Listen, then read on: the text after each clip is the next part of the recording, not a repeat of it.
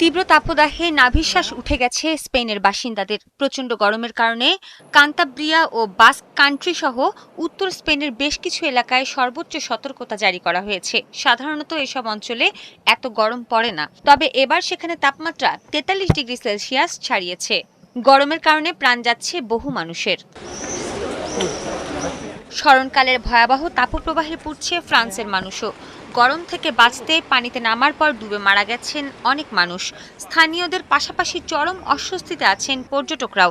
নির্ধারিত সময়ের আগেই ভ্রমণ শেষ করে ফিরে যাচ্ছেন নিজ দেশে। বেলা বাড়লেই গরম বাড়তে থাকবে, তাই সকাল সকালই আইফেল টাওয়ারে ঘুরতে এসেছিলাম, কিন্তু টিকতে পারছি না বলে ফিরে যাচ্ছি। আমরা যথেষ্ট পানি পান করছি, ছায়ায় থাকার চেষ্টা করছি, কিন্তু তারপরও এই গরম সহ্য করা যাচ্ছে না। একই রকম চরম আবহাওয়ায় অসহনীয় ভোগান্তিতে পড়েছেন বেলজিয়ামের স্থানীয় বাসিন্দা আর পর্যটকরাও। এই সময়ে সাধারণত এমন গরম কখনো পড়ে না। আমরা এতে একদমই অভ্যস্ত নই। মনে হচ্ছে সাহারা মরুভূমির চেয়েও বেশি গরম পড়েছে এখানে।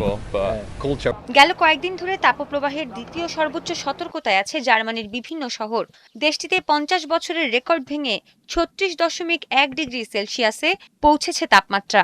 শুধু মানুষই না, অস্বাভাবিক গরমে মারাত্মকভাবে ক্ষতিগ্রস্ত হচ্ছে গবাদি পশু এবং ফসলও। কয়েকশো শিক্ষা প্রতিষ্ঠান বন্ধ করে দেওয়া হয়েছে। এছাড়া অনেক অফিসের সময় কমিয়ে অর্ধেক করা হয়েছে। প্রয়োজন ছাড়া ঘরের বাইরে না বের হওয়ার নির্দেশ দিয়েছে কর্তৃপক্ষ।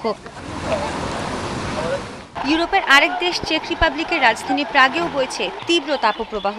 প্রচণ্ড গরমে অতিষ্ঠ হয়ে উঠেছে গোটা ইউরোপের মানুষ। সৃষ্টি ঘটক, ৭১।